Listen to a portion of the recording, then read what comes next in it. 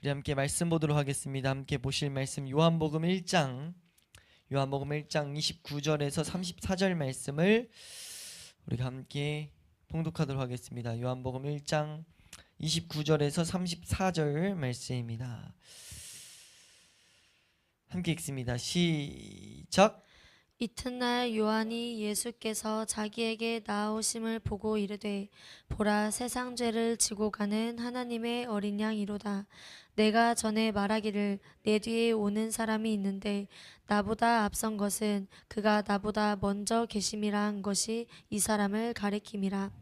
나도 그를 알지 못하였으나 내가 와서 물로 세례를 베푸는 것은 그를 이스라엘에 나타내려 함이라 하니라. 요한이 또 증언하여 이르되 내가 보매 성령이 비둘기같이 하늘로부터 내려와서 그의 위에 머물렀더라. 나도 그를 알지 못하였으나 나를 보내어 물로 세례를 베풀라 하신 그 이가 나에게 말씀하시되 성령이 내려서 누구에게든지 머무는 것을 보거든 그가 곧 성령으로 세례를 베푸는 이인 줄 알라 하셨기에 내가 보고 그가 하나님의 아들이심을 증언하였노라 하니라. 아멘. 아멘. 우리 한번 따라하겠습니다. 그리스도의 선구자. 예, 우리가 지금 요한복음 말씀을 계속해서 살펴보고 있는데 오늘 이 요한복음 1장 중간에 있는 중간에 자리 잡고 있는 내용은 세례 요한에 대한 내용이 이제 쭉 이렇게 기록되어 있습니다. 그래서 우리가 저번 시간에 요한복음에서 말하는 세례 요한에 대해서 살펴봤는데 이걸 한마디로 요약하면은 여기서 말하는 걸 한마디로 요약하면 예수 그리스도의 오심을 예비하는 자로서 지금 나타나고 있다 라는 것을 우리에게 보여주고 있다는 거예요. 한번 따라할까요? 예수님의 오시는 길을 예비하는 자. 성경에 기록된 표현이거든요. 이 세례 요한은 예수님의 오실 길을 예비하는 자다라고 말씀하세요. 이 의미를 우리는 뚜렷이 알아야 될 필요가 있습니다. 그래서 하나님께서는 그 의미를 정확하게 심어 주시고자 한 가지 이제 사건을 기록하는데 사건을 우리에게 보여주시는데 그 사건은 제사장들과 레위인들이 세례 요한에게 사람을 보내요. 그래서 사람을 보내가지고 뭐하냐? 세례 요한에 대해서 묻게 만듭니다. 이걸 통해서 우리에게 뚜렷이 말씀하시는 것은 우리의 인간의 영적 무지에 대해서 하나님께서 분명하게 드러내고 계신다는 거예요. 한번 따라할까요? 우리 안에는 영적인 무지함이 있다. 어떻게 보면 오늘 이 본문도 하나님은 이 요한복음을 통해서 우리에게 뭘 요구하시죠? 예수 그리스도를 잘 믿기를 요구하세요. 잘 믿는다는 것은요, 우리가 그냥 막연하게 믿음을 갖는다는 게 아니라 이 믿음을 통해서 하나님이 주시는 생명의 풍성함을 얻는 자리까지 나아가는 것에 시선이 다 있다는 겁니다. 이 믿음이 실제 하나님의 은혜를 가져오는 데까지 있다고요. 내 삶을 변화시키는 데까지 있다고요.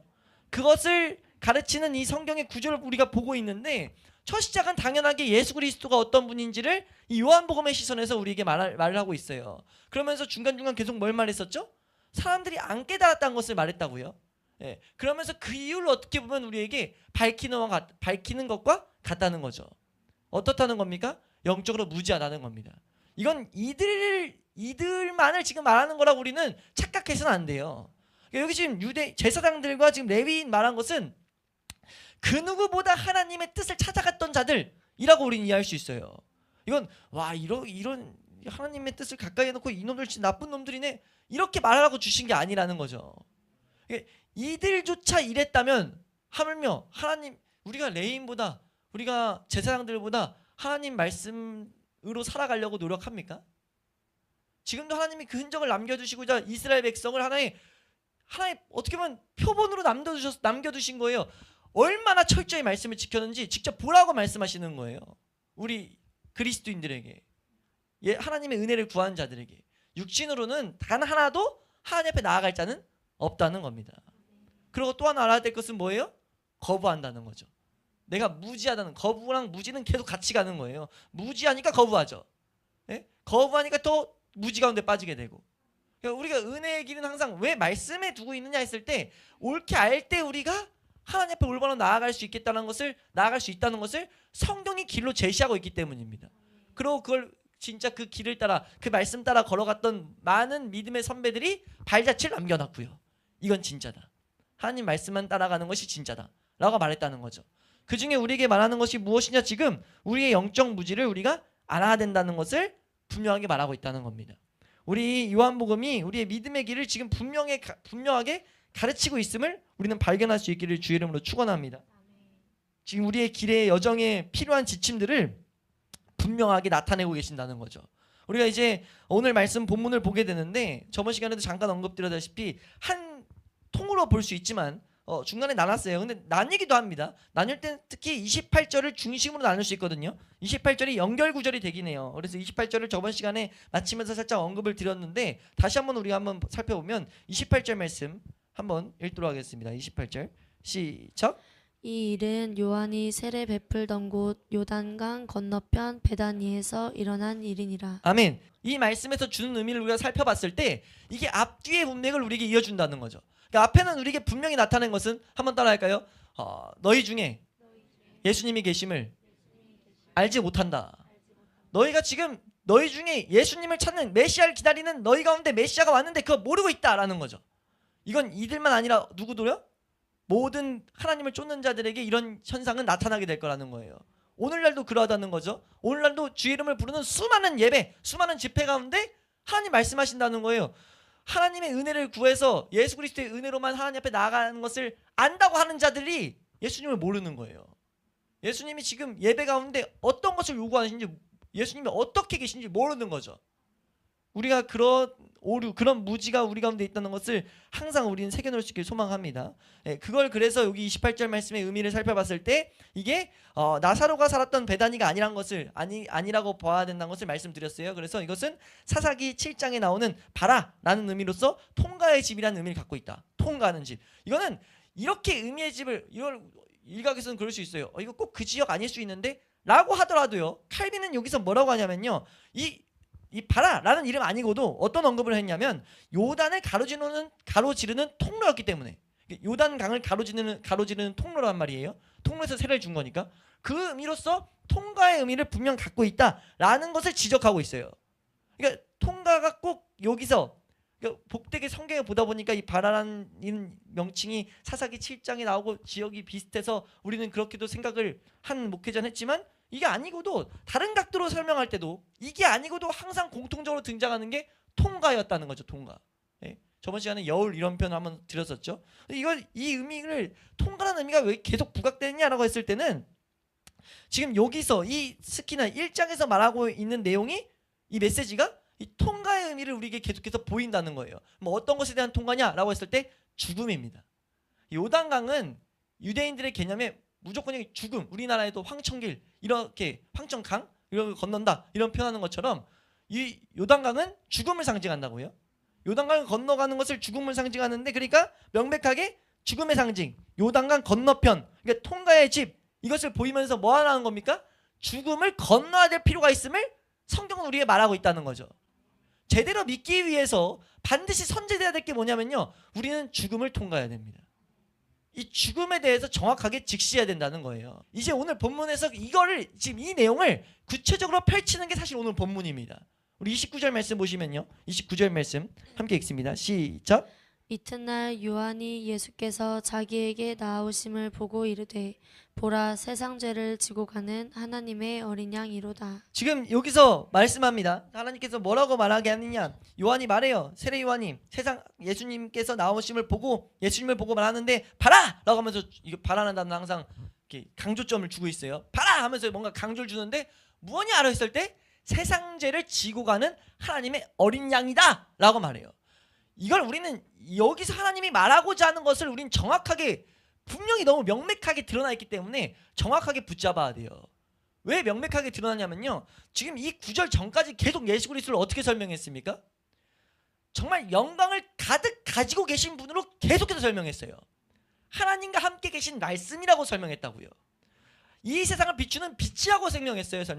생명을 주는 생명이라고 말했다고요. 그러니까 수많은 예수 그리스도의 신적 명칭을 계속 나열한 다음에 갑자기 뚱딴지같이 하나님이 이 세상에 선포하는데, 하나님께서 예수 그리스도의 앞에 길을 예비하게 만든 사람을 통해서 예수 그리스도를 나타내게 하는데 뭐라고 말합니까? 하나님의 말씀이다, 하나님의 빛이다 라는 말을 하고 있지 않다는 거예요. 뭐라고 말해요? 세상 죄를 지고 가는 하나님의 어린 양이다 라고 말한다는 거예요. 이 어린 양이라고 말했을 때는 이거는 뭐라 해야 돼요? 혼란을 가질 필요가 전혀 없는 메시지죠. 왜요? 이 성경을 관통하는 주제 중에 하나가 뭐냐면 제사입니다. 제사. 어린 양은 제사를 위한 중요한 제물이에요. 준비된 제물이라고요. 어린 양은 특히나 준비된 제물이에요. 특히나 유월절, 이스라엘 백성 되게 했던 그 유월절에 필수로 있었던 제물입니다. 근데 그 제물 가운데 뭘 보이셨죠? 하나님이 이 애굽 땅에서 건져낸 애굽의 세상, 이제 이 세상의 사람들과 다르게 구별돼서 너를 부르겠다라는 어떻게 보면 하나의 선포였다고요. 그러니까 구별된다라고 해서 구별되는 그 표징으로 뭘 주셨냐면 계명을 주셨어요. 그게 우리가 배운 출애굽기잖아요. 구별됐어. 구별된 증거가 뭐야? 계명이야. 이 계명대로 따라가는 것 지키면 선한 거고 아니면 죄야. 죄야 선의 기준을 줄게 라고 말씀하신 게 이 하나님이 주신 계명이라고요. 그러면서 뭐 했냐면 우리가 알아야 될 것은 하나님은 그 죽음 가운데 죄 가운데 하나님의 이 구별된 삶을 살아가지 못하는 삶 가운데 건짐받은 거다 라는 것을 말씀하셨어요. 근데 계속해서 이 이스라엘 백성이 역사를 통해서 뭘 보였냐면 인간이 계속 그 계명을 지키지 못함을, 결국은 뭐함이요? 계속 죄 가운데 빠져 있음을 하나님은 계속 지적하셨죠. 그리고 계속 말씀하셨어요. 그 모든 문제로부터 해결할 메시아를 보낼게. 그러니까 하나님 말씀을 이렇게 하셨어요. 모든 문제로부터 해결할 메시아를 보낼게. 너의 모든 민족의 문제라고 했을 때 이 사람의 시선으로 착각한 게 비극이었죠. 어떻게 생각했습니까? 이 이스라엘 백성들은 기대하기를 선지자 뭔가 가야 될 길을, 여기서 선지자는 이런 의미예요. 영웅 앞에서 인도할 정확하게 길들을 가르쳐줄 어떤 그런 지혜자로서, 네? 혹은 또 왕, 제대로 힘, 능력 있는, 권세 있는, 막 위험 있는 그 능력으로 딱 와버려 가지고 왕으로서 통치하는, 그걸 기다렸다고요. 왜요? 문제 해결해 준다고 하니까. 그러니까 뭐가 문제가 있던 거예요? 말라기에서도 말한 것처럼 하나님이 말하고자 하는 것과 이 하나님이 말씀하는 이 말씀에 있는 내용과 이스라엘 백성이 보고 있는 게 완전 달랐다는 거예요. 이해가 되세요? 이걸 요한복음은 딱 집어가지고 우리에게 보이고 있다는 겁니다. 이들이 기다리고 있던 걸 알았어요. 이튿날이라고 말하면서 한 이유가 뭐냐면요, 이 대화를 한 이튿날, 이건 지금 이 앞에 있는 대화를 염두하고 있는 겁니다. 이 앞에 있는 대화를 가지고 이 제사장들과 이 레위인, 제사장과 레위인이 딱 꼽힌 이유가 또 하나 있는데 뭐냐면 제사장과 레위인은 뭐 하는 사람들이에요? 이스라엘 백성의 민족의 죄를 책임하는 자들이에요. 이 죄를 사하도록 그 제도를 맡기신, 제도를 맡은 자들이라고요. 그럼 봤을 때 제대로 하나님 마음을 알았다면 뭘 알았어야 되냐면 우리 지금 죄 가운데 있는데 이 죄 문제가 해결이 안 되는데 어떻게 해야 되나, 이런 제사장으로서의 메시아 오심을 생각이라도 해볼 수 있었어야 돼요. 근데 이 앞에서 질문에서 선지자나 왕의 의미는 담겨 있어도 네가 엘리야냐? 네가 선지자냐? 이런 말은 계속 했음에도 불구하고 뭐라고 했어요? 임박한 진노로부터 하나님이 벌할 그 내용으로부터 구원해 줄 자인지에 대해서는 관심을 안 갖고 있었다는 거예요. 그러니까 뭔가 이 세상에서 건져낼 사람은 관심이 있는데 하나님의 진노로부터 벗어나는 거엔 관심이 없어요. 완전 죄에 대해서 무감각한 상태임을 하나님이 드러내고 있다는 겁니다. 지금 여기서 하나님이 우리 이 요한복음을 받는 사람들에게 뭘 말하고 뭘 말씀하시는 거냐면 어린 양으로 왔음을 우리 보고 알라고 말한다는 거죠. 이걸 지금 소개하고 있다는 겁니다. 우리에게 가장 필요한 건 십자가 안에 있는 예수 그리스도를 알아야 된다는 거죠. 하나님은 그거를 거치지 않고선, 그걸 통과하지 않고선요, 예수 그리스도의 의미를 제대로 갖지 않고서는 그 뒤는 없어요. 그 뒤는 없다는 것을 이 요한복음을 통해서 하나님이 우리에게 정확히 제시한다는 겁니다. 믿음을 올바로 갖기 위해서, 우리가 믿음을 통해 생명을 풍성함을 갖기 위해서 가장 중요한 것은 우리가 예수 그리스도의 그 십자가, 어린 양으로서 오신, 세상 죄를 지고 가는 어린 양으로서 오신 예수 그리스도를 제대로 알아야 된다는 거죠. 우리가 지금 거의 2년 가까이, 앞으로 올해까지도 이렇게 계속 가게 텐데 왜 계속 은혜의 길만 공부하게 하신 이유가 여기 있어요. 그러니까 이걸 통과해야 이 뒤에 부활의 삶이 있습니다. 이걸 교회가 제대로 갖고 있지 않으면 문제가 뭐가 발생해요? 무지가 발생해요. 영적 무지와 악한 본성에 휘둘리게 됩니다. 악한 본성이 우리의 마음과 우리의 생각들을 교란시켜요. 혼란스럽게 만든다는 거죠. 그래서 뭐하게 만듭니까? 우리는 딱 이게 초점이 딱 엇나가는 순간, 은혜에서 잠깐만 놓치는 순간 뭐 하냐면요, 어느샌가 모르게 딱 보고 있어요. 이 세상 것 구하고 있어요. 기도가 왜곡됩니다. 우리의 기도가 문제 있게 들어가게 돼요. 우리의 삶의 방향, 추구하는 방향 자체가 계속 육신의 본성을 따라가게 돼 있어요. 잠깐 어긋나는 순간 마귀가 이걸 요구하려고 계속해서 우리를 떼어낸다는 거죠. 그럼 그걸로부터 자유할 수 있는 비결이 어디 있습니까? 은혜의 길을 제대로 붙잡는 거예요. 십자가가 주는 길을 정확하게 붙잡는 거라고요. 근데 문제가 뭐예요? 이걸 제시를 안 해요. 이걸 아주 초보 중에 초보로 취급해버렸다는 거죠. 그냥 안다요. 예수님 믿으면 구원받는 거. 예수님 믿으면 구원받죠. 입으로 신으면 구원받는 거. 신을 우리가 진실되게 할 수 있냐고요. 제대로 우리가 믿음의 길을 공부하고 걸어보니까, 철학전 같은 걸 통해 공부하다 보니까 되냐고요. 그걸 딱 제대로 이 성경대로 그 길을 대할 때 우리 가운데 뭘 발견합니까? 진짜 내가 본성이 악하다, 내가 정말 이걸 관심 없다 라는 걸 우리 또렷이 느끼게 돼요. 아무리 힘을 써서 다짐해도 한 주 살아가면 그냥 팍 날아가 버려요. 예수 그리스도의 십자가를 향해 나아가야 된다는 게 그냥 날아가 버린다고요. 우리 마음 가운데 은혜를 붙잡고 나아가는 것 놓쳐버린다는 거죠. 이해되세요? 하나님이 지금 그걸 우리에게 알라고 지금 이 호칭을 찝어서 우리에게 말씀하고 계신다는 거예요. 네, 이 호칭을 통해서 하나님은 이 요한복음을 통해서 분명히 말씀하는 것, 하나님의 어린 양으로서 스스로를 속죄를 위해 희생제물로 드린 예수 그리스도를 우리가 알아야 된다. 왜냐? 세상이 무엇보다도 지금 가장 먼저 필요로 하는 것이 십자가이기 때문에, 가장 중요한 것이 십자가이기 때문에 하나님이 지금 이것을 우리에게 말하고 있다라는 것을 여기서 우리가 붙잡을 수 있기를 축원합니다. 우선 어린 양에 대해서 좀만 더 설명드리면, 이 어린 양에 대해서 이제 이 호칭에 대해서 이게 무엇을 의미하는가를 이제 많은 성경학자들이 이 말씀을 통해서 믿음의 선배들이 씨름을 해서 하나님이 왜 세상을 죄를 지고 가는 어린 양이라고 했을까라고 했을 때 너무 이건 또렷하죠. 베드로전서 1장 19절 말씀 보면요, 예수 그리스도가 도덕적으로 완전하고 완전히 죄가 없는 분이었다라는 것들을 분명히 선언하는 구절 중에 하나예요. 우리 1장 19절입니다. 함께 읽습니다. 시작. 오직 흠없고 점없는 어린 양 같은 그리스도의 보배로운 피로 된 것이니라. 네, 지금 예수 그리스도는 죄 없고 흠 없는 분이었다라는 것들을 분명히 말할 때 이 어린 양을 표현한다는 거예요. 또 하나 뭐가 있냐? 당연히 나오는 희생 제물로서 예수님께서 오셨는데 도살장으로 끌려가는 양 같은데 그 양이 억지로 간 것이다, 억지로 간 게 아니다? 억지로 간 게 아니라는 거죠. 묵묵히 그냥 걸었다는 거예요. 그렇게 몸부림친 게 아니라는 겁니다. 사도행전 8장 32절 말씀 보시면요, 사도행전 8장 32절 함께 읽습니다. 시작. 읽는 성경 구절은 이것이니 일러스되 그가 도살자에게로 가는 양과 같이 끌려갔고 털 깎는 자 앞에 있는 어린 양이 조용함과 같이 그의 입을 열지 아니하였도다. 네, 지금 이 말도 지금 말하는 게 뭐예요? 반항하지 않고 그냥 묵묵히 걸어갔다는 겁니다. 그러니까 이 세상 죄를 지고 가는 것, 죄를 지고 가기 위해서 뭐가 필요했습니까? 죽음이 필요했어요. 그걸 알매도 예수님은 걸으셨다는 거죠. 이 의미를 우린 정확하게 봐야 된다는 겁니다. 네, 그러면서 여기서 특이한 단어, 이제 중요한 단어 하나 쓰는 게 지고 가는 이라는 단어를 가지고 칼빈은 한 설명을 하고 있는데 이거는 한번 들어볼 필요가 있어서 한번 들어보시면, 지고 가는 이라고 할 때 이것이 두 가지로 설명할 필요가 있다라고 언급을 해요. 세상 죄를 지고 간다라고 했을 때. 왜냐하면 이게 이 과정을 통해서 우리는 뭐가 일어난 걸 아냐면 죄사함이 일어난 걸 압니다. 우리가 이사야서 53장 5절 말씀 보면 그가 징계를 받음으로 우리가 하나님과 이제 화평을 누렸어요. 안 띄워주셔도 돼요. 죄가 사해져서, 우리의 죄가 사해져서 이제 하나님과 화평을 누릴 수 있는 은혜가 왔어요. 이 은혜가 온 걸 우리 알고 있죠. 근데 이게 한 단계가 먼저 거쳐졌다는 거죠. 그걸 언급하고 있다는 겁니다. 그게 뭐냐? 세상 죄를 짊어지고 갔다는 거예요. 우리 베드로전서 2장 24절 말씀 보면요, 베드로전서 2장 24절 함께 읽습니다. 시작. 친히 나무에 달려 그 몸으로 우리 죄를 담당하셨으니 이는 우리로 죄에 대하여 죽고 의에 대하여 살게 하려 하심이라.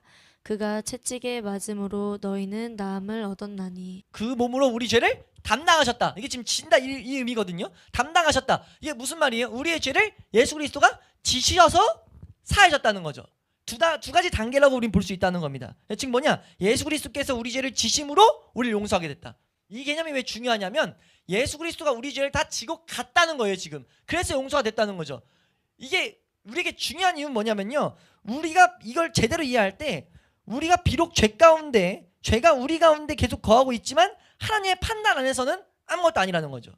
우리 죄를 짊어지고 가시는데 이런 의미가 담겨 있다는 거예요. 우리가 아직 비록 죄 가운데 있고 죄가 우리 가운데 계속해서 장악하고 있지만 이것이 아무것도 아니게 된다. 뭐한 자에게요? 예수 그리스도의 죽음을 진정으로 가진 자에게. 이 의미를 우리는 점차 깨닫게 될 거라는 거죠. 왜요? 죄는 예수 그리스도의 은혜에 의해서 소멸된 것이기 때문에 이제 이 죄를 우리에게 돌리지 않기 때문인 것을 우리가 분명히 알아야 된다는 거예요. 예. 그러면서 이제 30절 31절 말씀으로 넘어가시면 30절 31절입니다. 함께 읽습니다. 시작. 내가 전에 말하기를 내 뒤에 오는 사람이 있는데 나보다 앞선 것은 그가 나보다 먼저 계심이라 한 것이 이 사람을 가리킴이라. 나도 그를 알지 못하였으나 내가 와서 물로 세례를 베푸는 것은 그를 이스라엘에 나타내려 함이라 하니라. 네, 아멘. 여기서 지금 세례 요한이 세 번째로 예수님이 자기보다 앞섰다, 이게 세 번째 나오거든요. 15절 27절 그리고 30절 여기서 세 번째로 나보다 앞선 것이다 라는 표현을 하고 있어요. 예, 그래서 영원성, 예수님의 영원성에 대한 증거를 계속 하고 있다는 거죠. 이게 얼마나 중요한지를 우리는 새겨놓을 수 있기를 소망합니다. 우리가 그냥 다루고 지나갔다고 똑같은 게 아니라 지금 중요해서 강조하고 있다는 거예요. 예수 그리스도의 영원성, 이것을 우리는 생각해 볼 수 있기를 축원합니다. 예, 먼저 계심을 확증하고 있다. 그러면서 지금 뭘 말하냐? 이 확증을 하면서 세례를 지금 베풀고 있는 목적을 말하죠. 이 목적이 무엇이냐? 31절 말씀 보면은 이것이 예수 그리스도를 이스라엘에게 나타내려고 내가 세례 베푼 거다. 물로 세례 베푸는 이유가 뭐야? 지금 30절 말하죠. 이거는 예수님을 이스라엘 백성에게 나타내게 하기 위함이다 라고 말하고 있다는 거예요. 이건 다른 말로 하면 지금 예수 그리스도를 위해서 사람들을 준비시키기 위함이었다라는 의미가 이 가운데 담겨 있는 거예요. 세례 요한이 사람들이 예수 그리스도 앞에 서기 위해서 준비시키고 있다라고 말한다는 거죠. 왜냐면요, 이게 왜 그런 의미가 있냐면 마가복음 1장 5절 말씀 보면 이 지금 사람들로 하여금 예수 그리스도 앞에 서기 위해서 준비시키는 그 준비의 내용이 뭐겠습니까? 그럼 준비의 내용이 뭐예요? 너 죄인이야. 네 죄 때문에 예수 그리스도가 어린 양으로 왔어. 이 의미가 지금 여기 담겨 있는 거예요. 그걸 알기 때문에 5절 말씀 보시면 5절입니다. 시작. 온 유대 지방과 예루살렘 사람이 다 나아가 자기 죄를 자복하고 요단강에서 그에게 세례를 받더라. 네, 준비된 게 뭐예요? 지금 여기서 우리에게 나타내는 게 뭐냐면 자기 죄를 자백하면서 나아가게 됐습니다. 그러니까 세례 요한이 분명하게 준비시켰어요. 다른 메시지 서신서에서 뭘 말해요? 회개하라, 천국이 가까웠느니라 라고 말하면서 죄를 들춰냈다는 거죠. 그러니까 이것을 지금 오늘 요한복음에서는 예수님의 각도에서 예수님 앞에 이제 예수님을 나타내기 위함인데, 그럼 예수님이 우리 가운데 나타나야 돼요. 사람들 앞에 나타나요. 그러니까 이거는 하나님의 은혜대로 찾는 자들에게 나타나는 거죠. 근데 나타나는 대상이 누굽니까? 하나님이 그 우리가 준비된 우리 측면에서 사람들이 준비되는 준비의 내용이 뭐예요? 죄인의 자리에 설 때 우린 준비되는 거예요. 그러니까 어린 양이란 것은, 어린 양을 누가 준비합니까? 이거 제사제들을 통해서 심어 놓은 거예요. 어린 양 누가 준비해요? 죄인이 자신의 죄를 처리하기 위해서 준비하는 게 어린 양이에요. 이해되세요? 지금 하나님께서 우리에게 분명히 말하는 것이 예수 그리스도를 나타낸다라고 한 이 의미를 반대로 봤을 때 누가 예수 그리스도 앞에 나아가는가라는 것을 여기 세례 요한은 준비시켰다는 거죠. 그의 길을, 오실 길을 예비한 게 뭘 예비시켰냐? 사람들로 하여금 너희 죄인이야를 들춰내고 있었다는 거예요. 요단강에서 세례를 받음으로 사람의 죽음이야말로 사람에게 마땅한 목이었다라는 것을 하나님이 그림을 통해서 요한복음에서 우리에게 말한다는 거죠. 사람은 죽음을 통해야만, 죽음을 받아야만 마땅한 존재야. 그거 외엔 답이 없어. 그 죽음을 통과한 자만이 예수 그리스도를 알게 된다는 겁니다. 이게 우리가 계속 배우는 철학정이에요. 우리 앞에서 성령의 유한 역사로 죄의 각성을 그렇게 강조해야 되는 이유가 뭐냐면, 이게 아니고서는 우리가 믿음의 길을 영위할 수가 없습니다. 믿음의 길을 그렇게 살아갈 수가 없어요. 우리가 이것을 정확하게 알아서 이 요한복음, 이 복음서가 우리에게 가르치는 것을 정확하게 우리가 붙들 수 있기를 주 이름으로 축원합니다. 이것이 바로 세례 요한이 죽음의 강, 이 요단에서 세례를 준 이유다라고까지 설명해요. 저 너무 동의합니다. 하나님이 그림으로 나타난다는 거죠. 죽음을 통과해야 세상 죄를 지고 가는 어린 양을 우리가 붙잡을 수 있다. 어떻게 보면 하나죠. 어린 양을 붙잡는 게 죽음을 통과한 행위다. 이런 것들이 담겨 있다는 거죠. 네. 우리 32절 말씀 보시면 32절 함께 읽습니다. 시작. 요한이 또 증언하여 이르되 내가 봄에 성령이 비둘기같이 하늘로부터 내려와서 그의 위에 머물렀더라.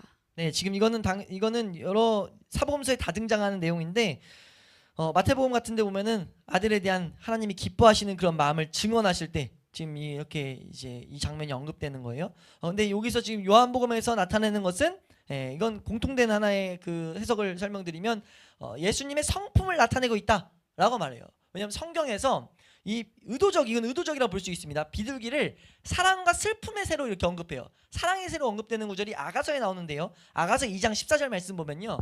아가서 2장 14절. 이 비둘기를 의도적으로 사랑하는 대상을 보는 이런 시선으로 이제 언급합니다. 14절입니다. 시작. 바위 틈 낭떠러지 은밀한 곳에 있는 나의 비둘기야, 내가 내 얼굴을 보게 하라. 내 소리를 듣게 하라. 내 소리는 부드럽고 내 얼굴은 아름답구나. 네, 사랑을 막 노래하는 알콩달콩하는 이게 부끄러워 이런 노래에 지금 사랑을 대상을 보는데 뭐라고 표현했어요? 나중에 아가서를 우리가 살짝 언급할 때도 보겠지만 이거는 어떻게 보면 하나님이 우리 백성을 보는 이런 시선이라 볼 수 있단 말이에요. 네? 그리고 또 여기서는 하나의 시선으로 하나님이 지금 예수 그리스도를 보는 이런 시선으로 볼 수 있어요. 근데 지금 그 시선에 사랑하는 대상을 보는데 나의 비둘기다, 나의 사랑하는 대상이라고 언급했다는 거죠. 지금 이 성경의 시선으로 봤을 때 예수 그리스도가 하나님의 사랑받는 자, 이게 다른 복음서에서 강조하는 이 내용이 담겨 있다고 우리는 볼 수 있다는 거예요. 우리가 알아야 될 건 이 세상 죄를 지고 가는 하나님의 어린 양은 하나님의 사랑받는 자였어요. 근데 이 사랑받는 자가 죽기 위해 오셨다는 거죠. 그래서 비둘기는요 슬픔으로도 언급돼요. 정말 성경이 복되게 우리에게 이게 보여주고 있는 거죠. 이사야서 38장 14절 말씀 보시면 이사야 38장 14절 말씀 함께 읽습니다. 시작. 나는 제비같이 핫같이 지적이며 비둘기같이 슬피 울며 내 눈이 쇠하도록 앙망하나이다. 여호와여, 내가 압제를 받사오니 나의 중보가 되옵소서. 이사야라는 이 하나님의 책망, 하나님의 징계가 있는 이걸 예언하고 가르치는 이 성경 가운데 한 대목에 어떤 게 나오느냐? 비둘기같이 슬퍼하고 있다 라는 이런 언급들을 하고 있다는 거죠. 이런 성경의 이런 의미가 이 가운데 우리에게 분명히 보여주고 있다라고 우리는 볼 수 있다는 거예요. 하나님이 생각하라고 하신다는 거죠. 예수 그리스도를 제대로 바라보라고 말씀하신다는 거예요. 네. 사랑받는 그분이 우리의 세상 죄를 지고 가기 위해서 죽음을 당하신 이 일이 우리에게 어떤 의미로 다가와야 되는지 우리가 이런 의미 가운데 더욱더 풍성하게 생각될 수 있기를 축원합니다. 하나만 더 생각하면 시편 68편 13절에 보면요 비둘기가 되게 고귀하게 등장해요. 이거 읽지 않게요. 시간이 없으니까. 읽을까요? 68편이요. 13절 읽겠습니다. 빨리 찾았으니까 시작. 너희가 양 우리에 누울 때에는 그 날개를 은으로 입히고 그 깃을 황금으로 입힌 비둘기 같도다. 비둘기를 되게 고귀한 존재로서 언급하는 시편 노래 중에 하나인데 이것도 지금 예수 그리스도를 예표하기 위한 하나의 하나님의 이런 뭐라 해요? 예비하심이라고 우리 볼 수 있다는 거죠. 그러니까 이 여기서 비둘기가 딱 언급된 건 예수 그리스도에 대한 아주 적절한 상징이었다. 그러니까 사랑은 슬픔을 표현했고 슬픔은 그의 사랑의 깊이를 알려주고 있다라는 해석을 하고 있어요. 너무 동의하는 해석이죠. 다시 한 번 말씀드리면 이 사랑이 슬픔을 표현하고 있고 그 이 슬픔은 사랑의 깊이가 얼마나 깊은지를 알려주고 있었다는 거예요. 우리가 알아야 된다는 거죠. 하나님이 지금 보인다는 거, 하나님의 이 예수님에 대한 계획을 보고 있었다는 거죠. 예수님도 하나님도 다. 우리가 이 의미를 더욱더 하나님 앞에서 묵상함으로써 풍성하게 은혜를 누릴 수 있기를 축원합니다. 예, 하늘의 비둘기가 예수 그리스도를 이와 같이 증언했다라는 것. 여기서 이제 우리 하나 더 알아야 될 게 33절 말씀 하나 보시면 34, 34는 이제 간단한데 33절 말씀입니다. 33절입니다. 시작. 나도 그를 알지 못하였으나 나를 보내어 물로 세례를 베풀라 하신 그 이가 나에게 말씀하시되 성령이 내려서 누구 위에든지 머무는 것을 보거든 그가 곧 성령으로 세례를 베푸는 이인 줄 알라 하셨기에. 아멘. 예, 여기서 지금 중요한 것은 좀 주목할 만한 것은 뭐냐면 성령이 내려서 누구 위에든지 머무는 것을 보거든 할 때 이 머무는 것이라는 이 단어예요. 이게 지금 요한복음에서 좀 특징적으로 쓰인 단어거든요. 예, 지금 몇 줄에 나오죠? 예, 네 번째 줄에 머무는 것이 보인다라고 하는데 다른 새 복음서에는요 성령으로 기름 부음 받으신 예수님에 대해 언급하고 있어요. 근데 머문다라는 표현 안 하고 있습니다. 근데 여기서 지금 요한은 의도적으로 머문다라는 표현을 이 단어를 사용하고 있다는 거예요. 그리고 이 단어는 실제로 요한복음에서 좀 특징적인 하나의 단어입니다. 이 머무리는 단어 먼저 설명을 드리면 이거는 한 곳에 머물다 혹은 누구와 함께 머물다 이런 의미들이 있어요. 또 어떤 단어가 있냐면 특정한 때를 위해서 계속 존재하고 있다라는 것 혹은 살다 이런 의미들이 이 머무르다 단어 안에 있습니다. 또 하나 은유적으로 비교할 땐 꼭 붙잡다 확고부동하게 머물다 이런 의미들을 갖고 있어요. 그러니까 이런 메시지들이 다 이제 하나로 이제 우리가 볼 해석에 다 있는 해석이라고 우리가 보시면 돼요.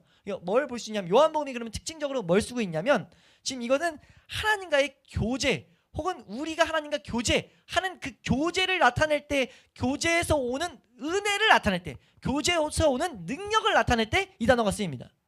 이해되세요? 지금 이 단어를 통해서 이 이제 말씀하는 것들을 통해 우리가 분명히 아는 게 뭐냐면 하나님 측면에서 관련되는 건데 교제에 대해서 분명 말하고 있다. 성령님이 예수 그리스도의 은혜가 우리의 삶의 실제가 되게 하는 분이며, 다시 한번 좀 쉽게 설명드릴게요. 보세요. 성령님은 뭐 하시는 분입니까? 예수 그리스도의 은혜, 예수 그리스도가 은혜로서 해놓으신 완성시켜놓은 일이 있잖아요. 죄를 사하신 거, 이게 실제가 되게 하는 분이 누구입니까? 성령이에요. 그리고 그 성령님이 하시는 일은 궁극적으로 그것이 실제가 됐을 때 우리에게 오는 복락이 뭡니까? 하나님과의 교제입니다. 이해되세요? 이거를 지금 이 장면에서 하나님은 우리에게 보이고 있다는 거죠. 우리 말씀 몇 군데 보시면요, 요한복음 14장 10절 말씀 보시면 지금 이것이 그러니까 예수 그리스도가 하나님 안에서 계속 교제하면서 능력을 행하셨다. 이게 성령 딱 하면 능력인 건 알잖아요. 능력을 행하셨다는데 하나님과 교제 가운데 능력을 행하셨다 라고 지금 우리 가운데 분명히 이렇게 보이고 있다는 거죠. 왜냐하면 요한복음이 이렇게 증거예요. 우리 14장 10절 말씀 보시면 함께 읽습니다. 시작. 내가 아버지 안에 거하고 아버지는 내 안에 계신 것을 내가 믿지 아니하느냐. 내가 너희에게 이르는 말은 스스로 하는 것이 아니라 아버지께서 내 안에 계셔서 그의 일을 하시는 것이라. 아멘. 여기서 지금 두 번째 나오는 밑에서 두 번째 줄에 내 안에 계셔서 이렇게 머무르다라는 똑같은 단어예요. 똑같은 단어를 여기서 요한이 사용하고 있습니다. 아버지께서 내 안에 계셔서 이 일을 하는 거다라는 것. 이 일을 행하는 건 성령의 은혜로 한 게 성경의 증거예요. 근데 이게 하나님과의 교제 가운데 나타나는 거죠. 이거 신약 성경의 가르침이거든요. 삼위 하나님은 항상 함께 움직이셔서 우리 가운데 일을 행하신다고요. 이걸 우리 놓쳐서 안 된다는 거예요. 이렇게 지금 요한복음 1장에서 이 의미를 담았을 때 성령이 지금 예수님 위에 머물렀다라는 의미 가운데 우리가 발견해야 될 게 뭐냐면 이 의미는 예수님은 하나님과 교제함 가운데 일을 행하셨어 라는 걸 말하고 있다는 거죠. 뭐죠? 삼위 하나님으로서 일을 계속 행하셨다는 거예요. 우리에게 또 동일하다는 것을 우리는 놓치지 않아야 될 줄로 믿습니다. 우리가 어떻게 우리의 삶 가운데 어떻게 하나님 말씀으로 하나님의 사람으로 살아갈 수 있습니까? 하나님의 먼저 작정 예비하신 계획이 있었고, 근데 하나님 앞에 나아갈 수가 없는 우리가 예수 그리스도의 은혜로 이제 하나님 앞에 나아갈 수 있게 됐다고요. 근데 그 일 행하시는 분 누구예요? 성령님이에요. 이걸 우리 놓쳐서 안 된다는 거죠. 이걸 계속 강조하는 게 뭐냐면 그걸 이제 비유로서 계속 설명하는 이 원리를 설명하는 게 요한복음 15장에 포도나무와 가지 비유잖아요. 포도나무와 가지 비유 보시면요. 5절 우리 4절 말씀 띄워보시면 4절입니다. 시작. 내 안에 거하라. 나도 너희 안에 거하리라.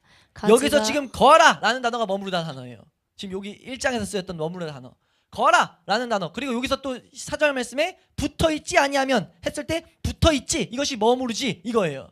이제 하나님이 의도적으로 지금 우리에게 비추는 게 말씀하는 게 뭐냐면 성령님의 역사로서 앞에 1장에서는 성령님이 머무른다 했지만 여기서 붙어있다 머무르다는 성령님이 우리 가운데 어떻게 보면 계시지 않으면 이 은혜를 주고 있지 않으면 우리가 포도나무에 어떻게 거할 수 있습니까? 성령의 은혜로.